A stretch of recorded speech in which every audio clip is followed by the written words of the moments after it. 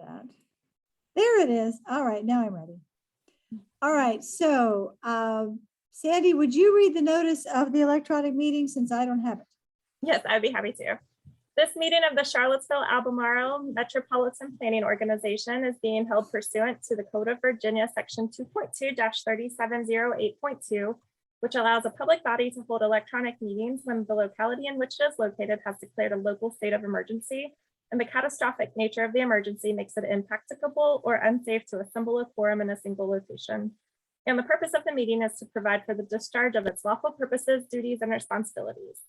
This meeting is being held via electronic, video, and audio means through Zoom online meetings and is accessible to the public with closed captioning, and there will be an opportunity for public comment during that portion of the agenda. Notice has been provided to the public through notice at the Tjpdc offices, to the media, website posting, and agenda. The meeting minutes will reflect the nature of the emergency. The meeting was held by electronic communication means and the type of electronic communication means by which the meeting was held, and a recording of the meeting will be posted at the tjpdc.org website within 10 days of the meeting. Thank you. Excellent.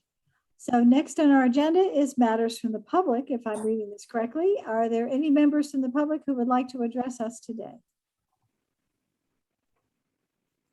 This is Peter Krebs from the Piedmont Environmental Council. I'd like to make a comment on the Ravenna River Bridge pedestrian bridge advisory group formation. Would you prefer that I do that now or during the agenda item? What? Oh boy, that's a good question, because I don't know what our policy is of taking public comment during the agenda unless it's a public hearing. So let's do it now just to make it cleaner. All right, then we'll be ready. Thank you. Okay, that's fair. So I wanted to start tonight, or this afternoon really, by congratulating Christine, right? That's pretty exciting news. And I think the Planning Commission is Planning District Commission is in great hands with you. And I'm very excited. As for the advisory group for the Ravenna River Pedestrian Bridge, obviously that's an incredibly important project. It's essential that we get it right. It has a lot of elements that are quite interesting and maybe somewhat unique for transportation projects. So the advisory group ought to have some characteristics that are reflective of that. So there's history, there's environmental considerations. One thing that I keep also harping on is the important role of economic development that this project has. I think it's going to score well in the smart scale process precisely because it has this great economic development aspect. So I would strongly recommend that there be a major employer, and there are several that are impacted by this project. And also there are property issues related to that. Some private developers whose land could be directly affected by this, they need to have an important role. I'm not sure about how it works having someone so directly connected, whether they should be on an advisory group or someone that works closely with the body. I'll defer to your wisdom about that as well. You'll want to have a good balance of neighborhood representatives, user groups, elected officials, potentially staff from both localities. And yet the group will also want to be like a dozen people. So it's a bit of a balancing act. I sent Sandy a list, like a detailed list of groups and bodies and organizations that could be a part of that. And I could get into that later if you want to, as you choose to run the meeting. Then finally, I'd be really interested in being involved in some kind of way. And I could see two different roles for PC and the Mobility Alliance to be involved. One way would be to be on the committee But then the other way would be to work to help manage the committee sort of, or the process sort of the way that PC and Tjpdc work together to create the Jefferson Area Master Plan. Either one of those models would work, and I'll definitely contribute in every way that I can, in ways that you all see fit. So I guess that's it, and you know where to find me if there are questions, and I look forward to watching the rest of the meeting. Thank you. Thank you very much. Is there anyone else who would like to address us this afternoon? If people wave their hands, how do we find out? All right.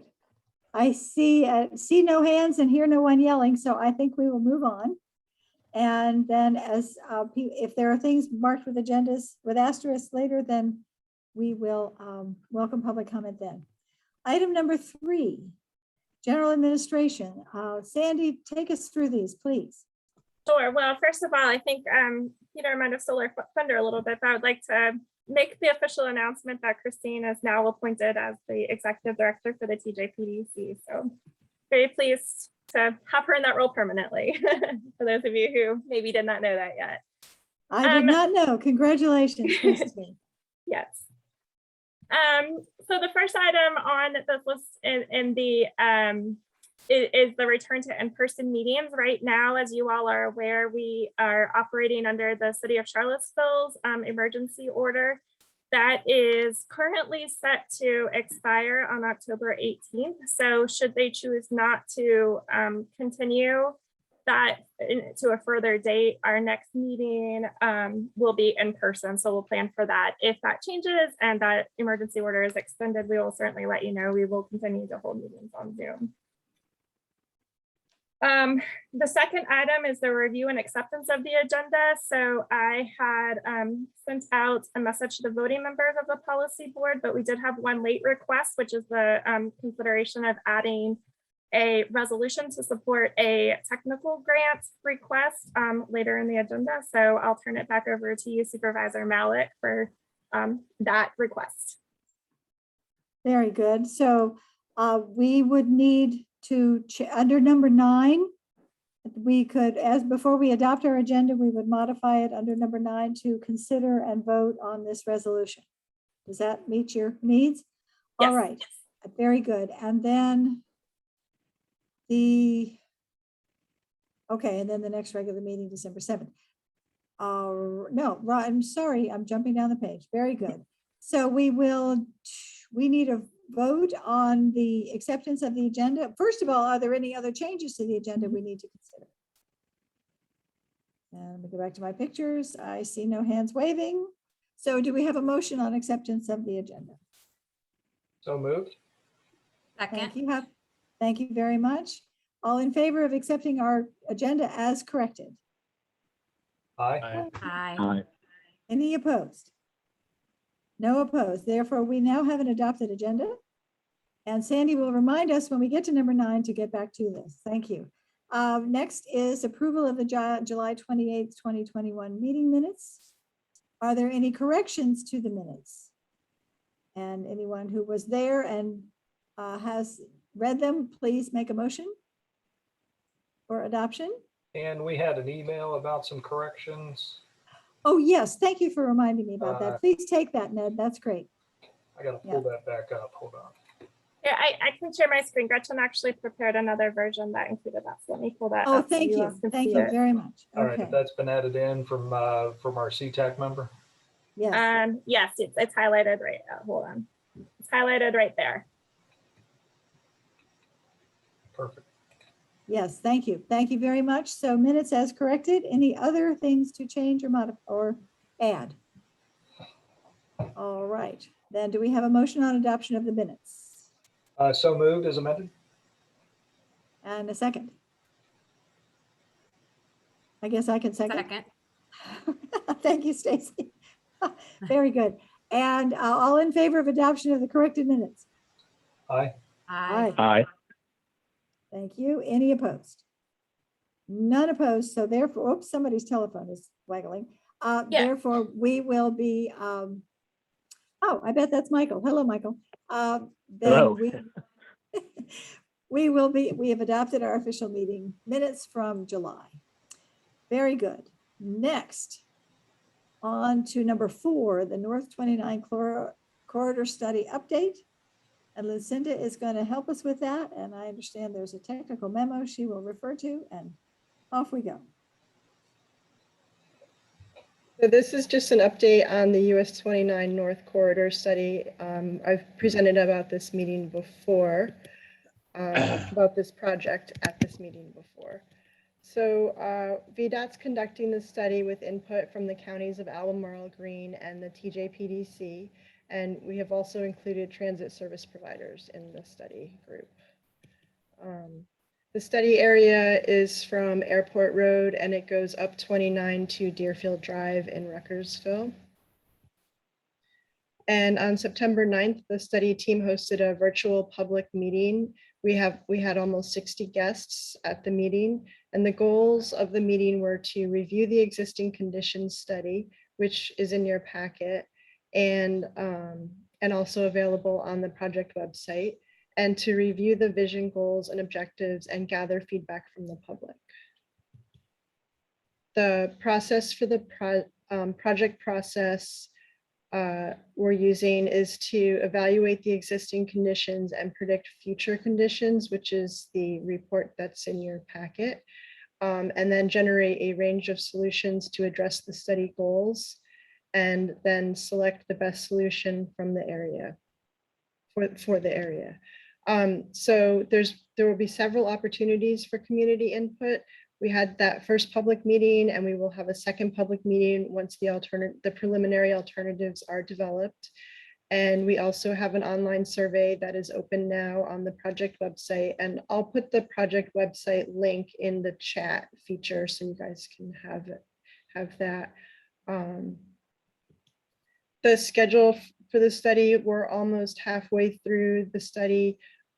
So we've established the future no builds conditions, which is that report. We've finalized the goals and objectives, and we're developing the alternatives right now. Developing the alternatives will go into late fall, early winter, and then we'll evaluate the alternatives with the stakeholders and the public, and that will be through the winter. And then we'll revise the alternatives late winter, early spring, and finish around June in 2022. The next steps for the project are to ask people to fill out the survey, and then ask people to come to our next public meeting, which will be in early 2022, and download and read the study documents. Any questions? All right. I guess I have one, and that is we heard a lot from people who had somehow been around the axle that there were already proposals being considered by the Board of Supervisors that we were closing the light at Frays Mill. And so I wanted to just, because I was behind, I guess, on my homework, I was not fully prepared for the fact that that intersection was being reconsidered again when it was already considered last year. So give us a little bit of amplification of that item so that if people are listening, they can, or we can at least get more information to be able to share with people if they. Yeah, so last year we had a smart scale application to do an alternative intersection design at Frays Mill Road, which is the intersection of Frays Mill and 29, which is also Burnley Station on the east side, and 29. That intersection right now has a stoplight. The community in that area, the residents worked very hard and for a very long time to get the stoplight so they could get out of their neighborhood and onto 29. And so last year with the round of smart scale applications, they had a huge public outcry to keep their stoplight and not have an alternative intersection put in there. The alternative intersection being proposed by VDOT is a R cut, which means it would eliminate left-hand turns. So you would come up to the intersection, take a right, go up 29, make a U-turn, and then go merge on to 29, going south or north Hey, Lucinda, we're having a hard time hearing you. I'm sorry. Is that better? Yes. Yeah, so the R cut eliminates left-hand turns, and so people would go right and then up and make a U-turn and merge in to be able to go left. So the communities on either side of 29 using those roads, Fraser Mill and Burnley Station, don't want to lose the stoplight and the ability to turn left onto 29. So when the public meeting was announced, I posted it on Nextdoor just as I had presented it to you right now. And somebody in the neighborhood read the report and realized that that intersection was being considered for an R cut again. So they posted on Nextdoor kind of an alarming message, and a lot of people showed up to the public meeting with comments asking VDOT not to propose the R cut again. And so VDOT is going to consider alternatives. Some of the alternatives suggested were like low cost, low impact alternatives of putting in rumble strips or a flashing light to let people know that the stoplight is coming, because I think the major concern with that intersection for VDOT at the moment is that there's a lot of accidents, and most of the accidents are rear ends of people speeding up to that stoplight and not being able to stop in time. So the community suggested that VDOT consider the rumble strips as flashing light or police enforcement at that intersection before they consider a larger, more costly alternative design. And I think that VDOT is going to look at it. It wasn't part of the study up till this point, but I think they are going to look at some other alternatives. So the diagram that was shown in your materials that just showed where the light was just geography. There is no intention on the original study to reopen that intersection. And I think that's the information, in addition to these low-cost things, which were all suggested 2 years ago and last year. And I think people were particularly offended that none of them were taken seriously. They were just blown off in favor of this thing that was going to put, especially agricultural trucking, into a really big bind with this R cut. If those things, the simple things, are going to be reconsidered, then that's great. Otherwise, we are safe to say to people, this is not part of this. Bringing back the R cut is not part of the origin of this study. Is that a safe thing to say? We will have to see what VDOT's consultants come up with. Well, hopefully they will direct their consultants to not poke the hornet's nest without a really good solution, because people get really irritated about having this on an annual basis when it's just somebody from out of the area who comes in and says, oh, this looks good. So please be thoughtful about how these things, this information is gathered, so that we all can be moving forward in a productive way instead of just going round and round. So I thank you ever so much. Any other questions about this? Or you may have more presentation to do. I'm sorry if I jumped in too soon. No, I don't. Okay. And other questions for Lucinda? I would like to note that Albemarle County did ask for alternatives to the R cut and the intersection improvements to be considered for this project. So Tjpdc, the community, and Albemarle County have all asked VDOT to consider lesser impact alternatives. Okay, thank you. Very good, thank you. Any other questions for Lucinda? All right, I see no hands waving. Very good, so we're now down here. Appointment of Ravenna Riverbank Bike and Pedestrian Crossing Small Scale Stakeholder Committee. Sandy's going to help us with that. Or yeah, I'll go ahead and share my screen. So we're all looking at the same thing. So just to go back. All right, just to go back to the timeline that you all are seeing, we're moving right along. So now we are, we selected the projects at our last meeting. And so now for the one project that we were going to, that you all identified as wanting to go ahead and do some additional stakeholder investment, we are at the point where we need to go ahead and appoint that advisory committee that's going to facilitate that process. So just to give you a little bit of an overview, again, we have three configurations right now that we are considering as far as the development of a smart scale project application for the Ravenna Riverbank and pedestrian crossing. Right now, the process that I am envisioning is that there will be a stakeholder advisory committee that will meet monthly, and that they'll work through a list of various project considerations to help us determine which of these configurations and how we can adjust any of the additional potential proposed designs to better meet the goals that they identify through this engagement process. The stakeholder committee will consist of a variety of stakeholders that include local and state government staff, citizens, nonprofits, and potentially private developers or landowners or business owners. The meetings will be open to the public and recorded and posted online. So I really want to emphasize that while there will be an appointed stakeholder committee, we want to do this whole process very transparently. And so we will have an opportunity for the public to engage, to ask questions. We may not be able to respond at each meeting, but we will certainly make sure that if we're not able to respond within the meeting itself, that we bring any questions or concerns back to a following meeting to open the meeting by addressing those concerns. And then there will be additional opportunities for engagement with the general public that will develop in collaboration with the stakeholder advisory committee. So that could be something like a survey, or it could be additional public meetings to get feedback. We'll have to work through what that process looks like as we go. And then, like I said before, there will be a number of factors that the stakeholder committee will work through to determine how to prioritize those considerations as far as identifying the actual project. I'm gonna skip ahead. I don't know if I already switched my slides around.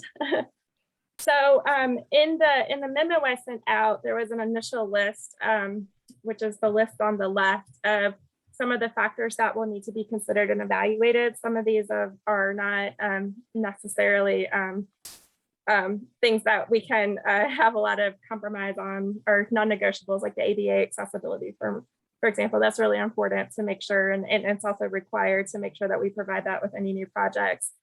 But there were a number of other considerations that were identified by CTAC in addition to the initial list that I had created. And so those are shown on the right in blue. And so part of this process will be looking at how we really prioritize or weight how important each of these consideration factors are, as far as determining which of the project is going to help us meet the goals that are identified through the stakeholder engagement process. I had developed a draft list of potential members of the Stakeholder Advisory Committee that I included in your packets. Unfortunately, the way the meetings worked is we didn't have time to get feedback from the Citizens Advisory Committee and the MPO TAC prior to sending the packets out. But I did go through this list with them. And so the changes are reflected here. MPO TAC thought that we could remove these bottom stakeholders that are shown crossed out in the gray. And then MPO, the Citizens Advisory Committee had added these in blue, and the MPO TAC committee thought that these would be good additional stakeholders. So if you look at the numbers of the list, where I think we're at 13 instead of 12, but we're really close to that ideal number. The other thing I wanted to mention is that you all as the policy board will be updated regularly as the Stakeholder Advisory Committee meets. So if you think of the way this has been, this process has been developed in other studies that we've done, pretty similar to a steering committee.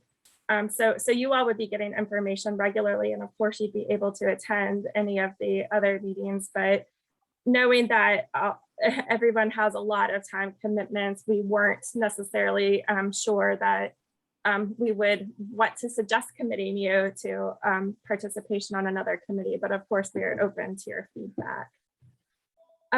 So this is the list for the Stakeholder Advisory Committee that was recommended by MPO TAC with the feedback from CTAC Incorporated, and I would be happy to hear any feedback or comments, but just keep in mind that we are asking for you all to vote for the committee appointment tonight.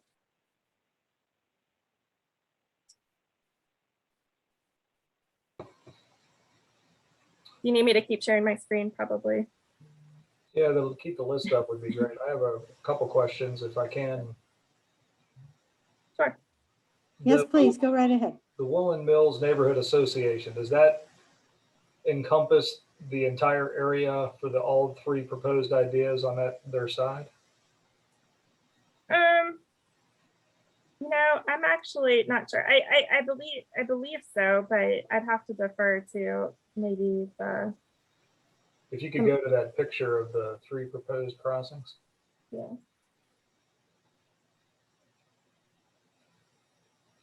I would think, however, I see some things crossed out and I see some, and I don't need to rehash cross outs or additions. I don't know the Woolen Mills Association to know what geography that covers, but I would think you need reps from at least the areas that all three of those points touch on Mhm. the side of the river opposite State Farm. And if that association does that, that's fine.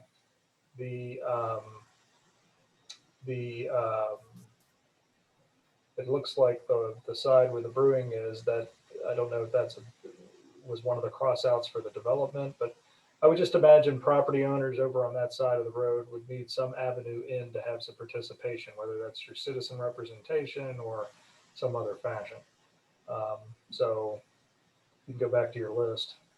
I mean, if that's encompassed under one of the groups that's listed, I would think that would be fine, but one of those areas gets boxed out, that's just going to create problems down the road. So I would recommend that. And then I am presuming this is just one representative from the Planning Commission and the Albemarle Planning Commission, and they can volunteer and vote in. That's my initial feedback.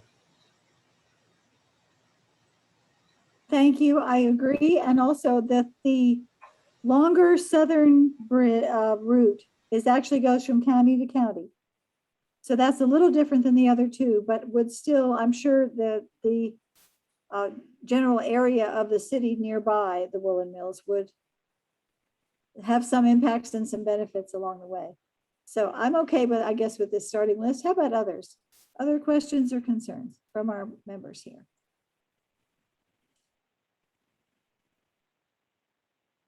If I can ask this question, since this is something you want us to take action on, if let's say that we just approve this list and we're like, oh, we forgot a group or we want to add this group in. Process wise, I'm assuming that even with taking the action that we can amend it, adjust it as needed, that if somebody that we didn't think of as excluded that makes sense to be in this committee can be added in. Yeah, I don't see any issues with that. So we could approve this with the notion of, if others were agreeable to it, that the entities that I was talking about can be included based on the action we take today. And then if we miss somebody in addition to that, obviously they come back to us for an update at the next meeting, but it would allow for them to get included if it makes sense to. I agree. And I think the transit perhaps needs to be expanded to whichever elements of our transit would potentially be coming down there. So perhaps transit agencies would be the way to list that, so that we have options for our connects and shuttles and other things to be part of this as well. Yeah, that's good. I didn't even catch that. I would certainly think that the agencies themselves, that maybe somebody from the transit partnership could be included there. Mm-hmm. Well, I nominate you, Ned. That sounds great. I'm no longer on the transit partnership. Oh, well, I missed I my was. chance. That's too bad. Okay, very good. But boy, I can volunteer some people too. They're not even here to defend themselves. That's right. Those are the best nominees. Other comments and questions from people in the gathering? What else do we have? Then, very good. So is there a formal motion then regarding this list as corrected? We seem to be getting some supportive notes in the chat, so that's good. Thank you. Sandy, how should I word it that it leaves it flexible to consider if the people on the one side are included? Others may be appointed later or open to appointment. There we go. Something like that. Does that generalize it enough to? We could also generalize this Woolen Mills Neighborhood Association. So citizen representative. That's really on the west side. Yeah, I just don't Yes. want, like, if the Woolen Mills Association makes sense to have a rep, then yeah, all for it. Just not to the exclusion of others on that side if others are necessary. Mhm. Right. I think in many other committees which are formed, each representative on the committee is responsible for bringing the ideas of many others in their group to the table. So hopefully that would be what would happen in these cases. But I like the addition of the others may be appointed later is fine. That's great. It takes care of it. All right. So do we have a motion for adoption? So moved. And do we have a second? I will second it. All righty, thank you, Michael.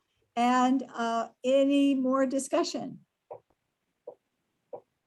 I see no hands being waved, so I will call for the vote. Please, all in favor of the Stakeholder Advisory Committee framework, please say hi or wave your arms or something. Aye. So that we can see you. I guess, aye. We have 5 ayes. Okay, good. Thank you. Then that is adopted. And we will now get back to our gallery. That's good. Very good. Terrific. So number 6 on our agenda is the Mpo Strategic Plan, and that has Sandy's name next to it as well. Sure. So Sandy, take it away. Thank you. As you all may recall, in our FY22 Unified Planning Work Program, we reserved some resources to do an update for the Mpo Strategic Plan. The previous one was in 2016, and it was only intended to be a 3-year strategic plan. And while we have still gone back to refer to it, there's been a number of changes and processes. There's been major staffing turnover. We've gotten some new programs onboarded, all of those kinds of things. And so it seems like there's good timing in the midst of some pretty significant agency transition to go ahead and do an updated strategic plan. So we are actually recommending that we work with a consultant for this process. The previous one was done in-house and it was done very well, but given staff capacity, we think it makes sense to work with a consultant to complete the strategic plan. So what I have done is prepared an RFP that is a draft for you all to review that looks at some of the goals that we discussed amongst staff that we thought that this could help with, looking at committee structures, thinking about some of the challenges that we've had over the last year or two, looking at how we've implemented some new policies and building on the success that we've had, really looking to help us determine what our planning priorities should be or how they should be determined moving forward is really what we're hoping to get out of the strategic plan.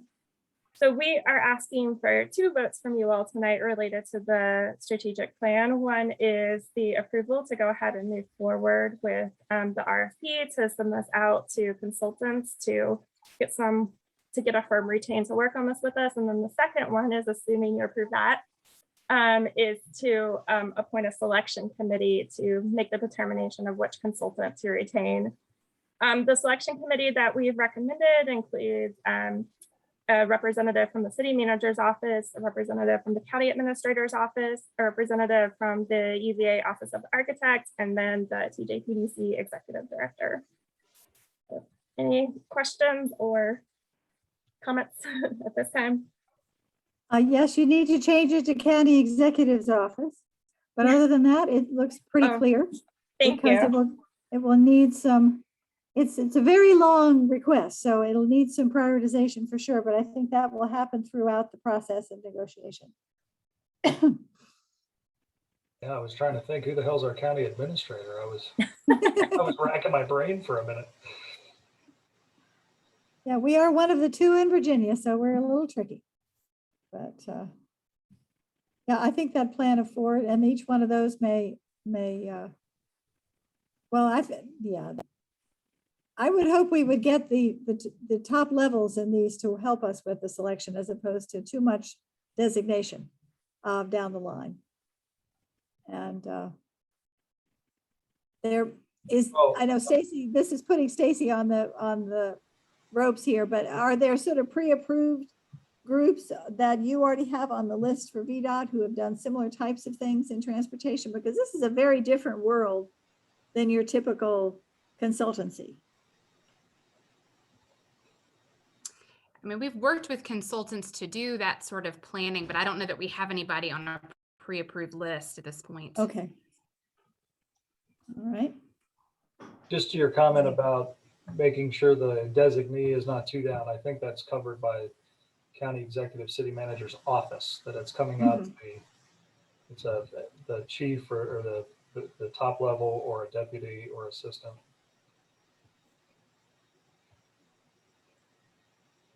Very good. Other discussion about this plan and this framework for going forward? Questions from anyone? I see no hands waving. All right, then I think we will, this is a vote also, right, Sandy? I'm trying to get back to my agenda to make sure. Yep, And- two votes. yeah. The first is for the RFP, just approval of the RFP and to move forward. And the second one is for the selection committee Okay. appointments. All right. I'm All missing my asterisks, but that's fine. I'm glad to do it anyway. Go ahead. I move Red. approval of the proposed request for proposals for the strategic plan. Do we have a second? Second. Thank you. Any more discussion? Very good. All in favor, please say aye. Aye. Aye. Aye. Any opposed? I see no opposed. Then we have adopted our framework. Thank you, Sandy. And And then I will Next move on- to approve the Oh, yes, right. proposed consultant selection committee as presented by staff or with specified revisions. We did not make Excellent. specified revisions, so I will do it as presented by staff. So Michael seconded that. Any more discussion about that one? I see none. So all in favor, please say aye. aye. Aye. Aye. And any opposed? And none opposed, so that carries as well. Okay, Sandy, so you have your marching orders on that. Thank you. Very good. Next on our agenda is staff updates, VDOT pipeline, PDOT project pipeline. Every time we say the word pipeline, it makes our hair stand on end. So we'll just say VDOT project list for Chuck Proctor. There you go, Chuck.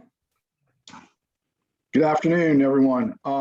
Yeah, as we talked about last time, we've started a new study process called Project Pipeline, and it's a way to take the identified priority one needs out of the VTrans document, long range planning document, and the tier one needs, and identify those across the district and basically do studies on those locations.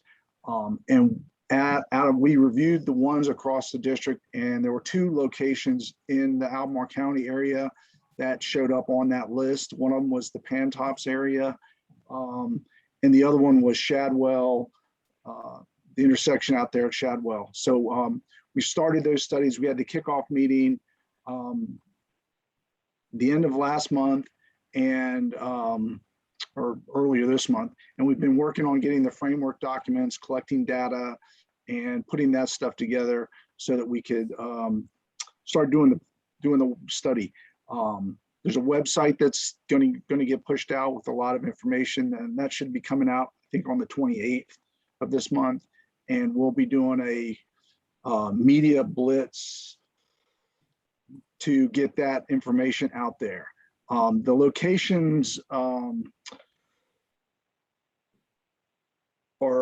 for the study for Albemarle County, where the Pantops area, like I said, from Hanson's Road all the way out to Hanson's Mountain Road by the interchange. So it's that corridor 29 or 250 from where we had a project that was funded in Smart Scale last round all the way out to the interstate. We're going to look at operations, safety, as well as transit and bike ped opportunities, park and ride.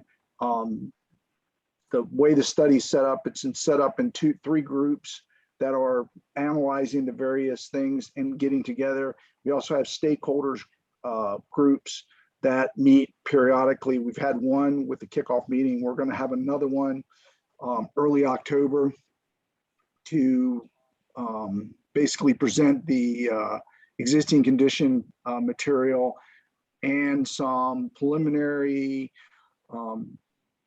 alternative recommendations for solutions to the corridor. We have had a recent operations study that was completed on the corridor, and they have done some signal timing changes that was implemented later this or late summer. So that's basically addressed a lot of the operational issues that we had on the corridor. So we're going to focus mainly on the safety and the access and transit for what we're going to be looking at. We're hoping to have these studies wrapped up before Smart Scale comes around in March. So like I said, we're going to have a stakeholders group meeting, a media push coming out, and then we're going to have, once we identify some alternative solutions, we'll be having public outreach and doing a survey similar to what Lucinda said about the 29 North study. It'll probably be in the December, January timeframe. And then we'll come up with some final recommendations in early spring. Any questions? So right off the bat, I'm confused because Hanson's Mountain Road comes down to 250, just 50 feet west of the exit ramp. And then there's 64, and then you get back on the interstate on the other side, 50 yards away. Is that truly what you're studying? We're That studying the tiny section. little Hanson's chunk? Road. Hanson's Road is on the east end of the giant shopping center, east of Rolkin. That's the corridor. No. Hanson's So- Road, not Hanson's Mountain Road. So Hanson's Road is the Hanson's Road is there near where, what is it, CarMax is? At the top of the hill, Oh, where the wide median at area the top of the ends. mountain. Yeah. Yeah. It goes All from right. there all the way out to the interstate. okay. That So makes it's that much whole more sense. Thank you. I thought I was losing my mind. Thank you very much. All right. Other questions for Chuck? And since we're already have been working for more than a year on our smart scale things for this coming spring, this is something which will be 2 years away, I would assume. By the time you've done your study and improved it, we're not looking at a 2022 for any of these projects. Am I correct? Well, if the county wants to try to submit something for next round of smart scale, they'll be available to submit. We're hoping to have everything done so that they could be submitted for next round of smart scale, which will be in 2020, starting next spring. Yeah, 2022. All right. Well, that's fascinating. All righty, thank you. Other questions for Chuck? I don't see anybody. Thank you. What's next on our list here? Let's see. Joint meeting of the SAW MPO. Okay, Sandy, what do we have on that? Yeah, so I confirmed with them that they are still making plans to move forward on that meeting will be on November 9th. I'm not sure of the precise times, but I wanted to get some feedback for you all to make sure that you still wanted to move forward.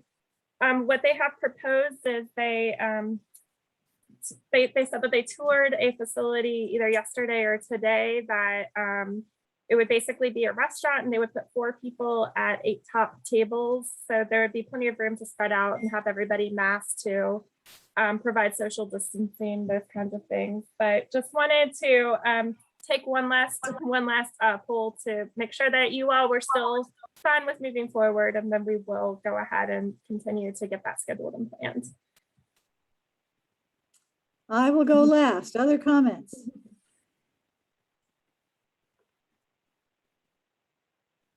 I'm fine with that.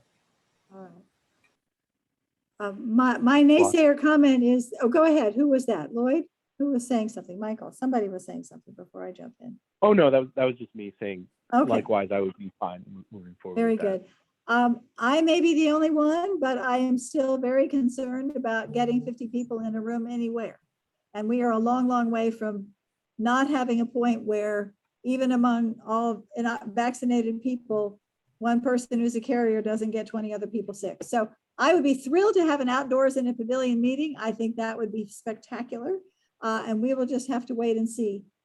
I guess people will have to keep planning, but I mean, they're just every single day we learn about some other crazy thing where people thought they were fine and then they weren't. So I will just, that's my reluctance to say fine and go forward. I know we have to try to get organized, but keeping those alternatives in mind is important. Thank you. Okay. Very good.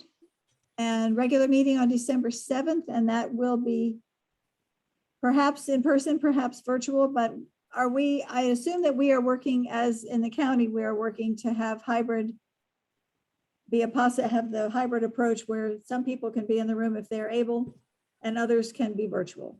And I think that is a very important takeaway all across the Commonwealth from state level all the way down, is that nobody is willing to give up the access for people in Bristol and far away to meetings without having to travel. So I hope we will be considering that as well. Very good. Other comments, questions, discussion? All right. Do we have anything else to add to the agenda since we didn't vote on it earlier? We'll give one more chance of a sweep idea. And are there any members of the public who would like to address us at the end of the meeting today? Oh, How do we find? I'm sorry, Supervisor Malik, did we skip over the roundtable discussion and then did we want to go back to the OITI? Are you all the way at the bottom of the agenda now? We did skip over the roundtable. I apologize. Very good. And then we have to do our vote on number 9. Duh. All right. Thank you. This is what happens when I've been at this too long every day. All right. Roundtable. Go ahead and lead us in that. I can go through and call on the agencies if you would like. Yes, please. I don't believe that John is here today. Am I correct? Miss Monteith? The TVA? I see her smiling face. Come back here. Mr. Williams with Pat.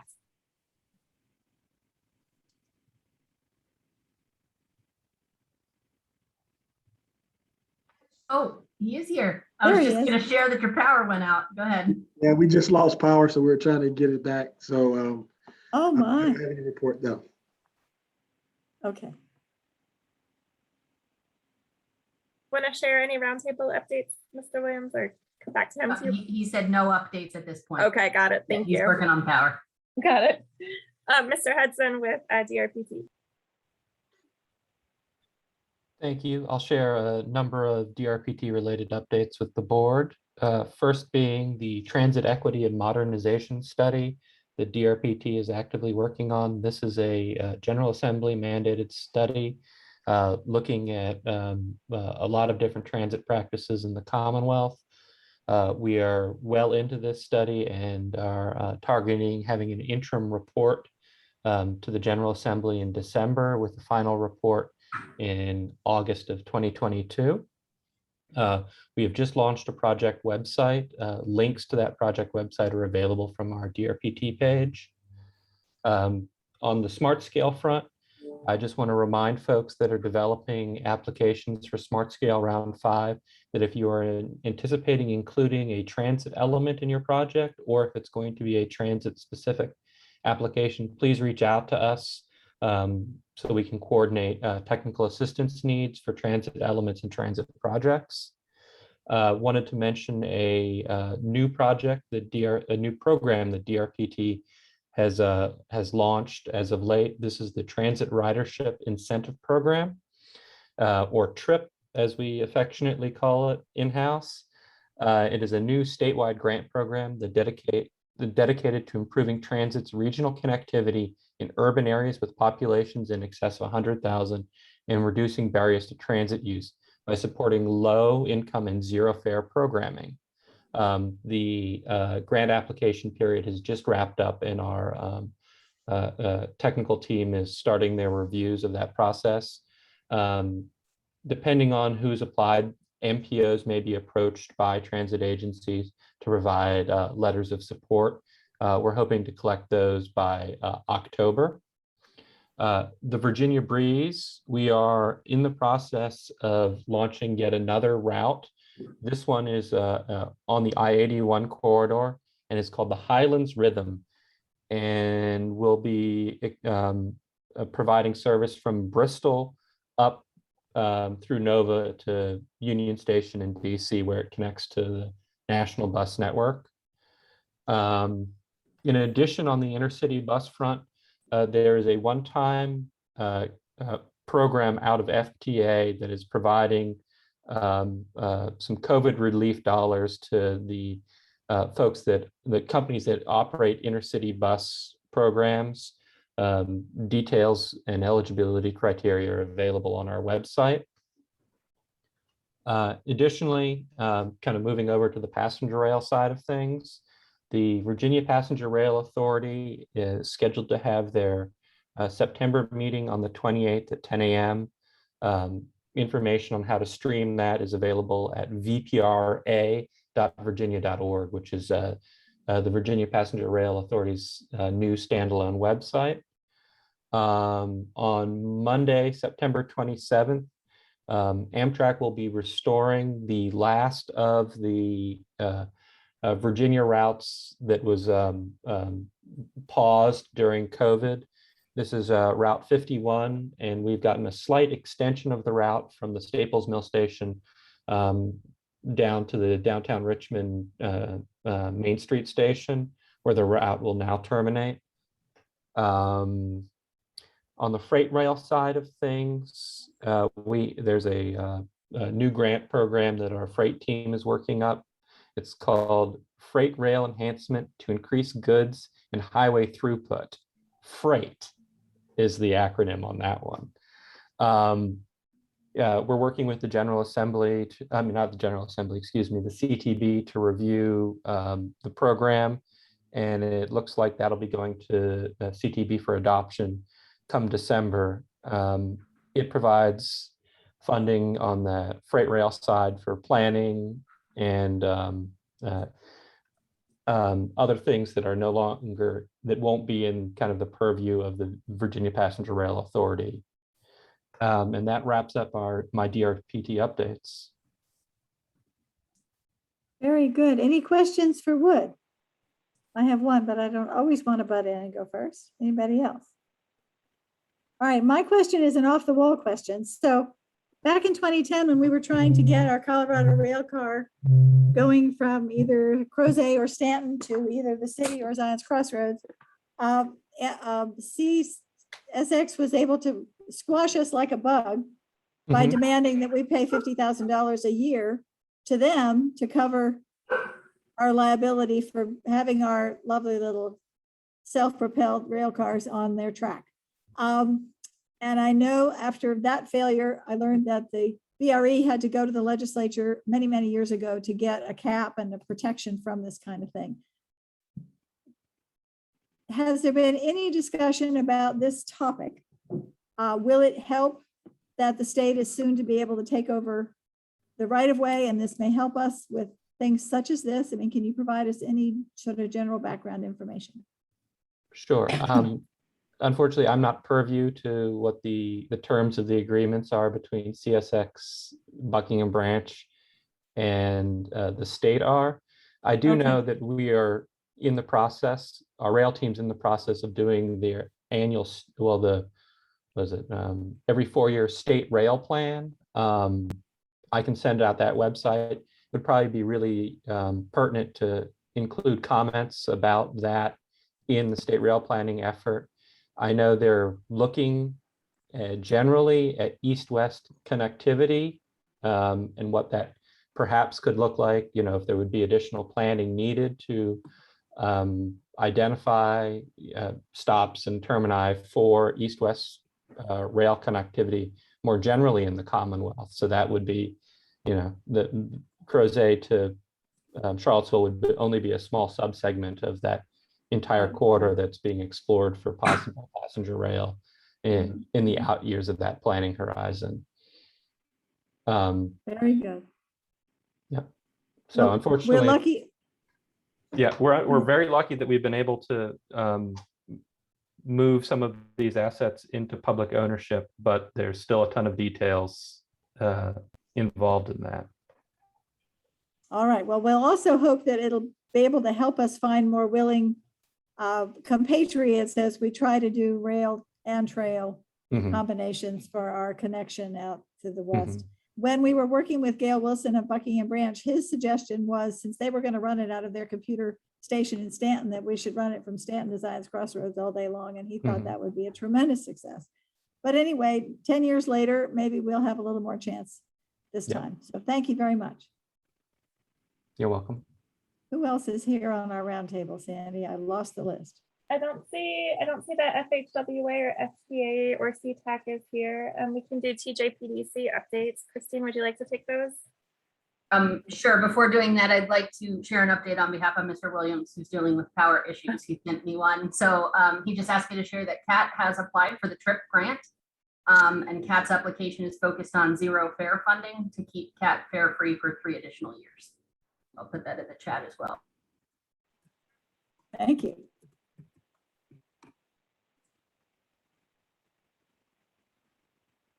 All right. Who's next? Christine, did you want to share any other Tjpdc updates? Okay. I don't think so. I think everything else we've noted already. Thank you. Okay. VDOT, Okay. Stacy or Chuck? Yeah, just a couple things on funding programs. We are currently in the cycle right now for revenue sharing and transportation alternatives applications. Those are due October 1st, and we're already working with the localities and agencies that wanted to submit, that submitted pre-applications back earlier in the spring, summer. The other update is that last week the CTB did approve the policy for the new Interstate Operations Enhancement Program, which is a program that will provide funding for interstate improvements with an emphasis on operations, but also some capital projects. Unfortunately, nothing on I-64 this round, but we'll be looking at that again, likely in a 4-year time frame. That'll give us a chance to look at the same areas and what the needs are and identify any new improvements that are needed. So that'll be another opportunity in the future. Michelle or Chuck, any other items? We've been pushing Smart Scale for next round 2 to try to get input from the localities. I know Kevin sent some stuff from the county. So we have some of those items and we're coordinating those moving forward with the county to refine that list and to start developing those studies and alternatives for those locations. So more to come on that in the next couple of months. And Stacy and Chuck, I think you have adequately covered everything from the VDOT front. So thank you very much.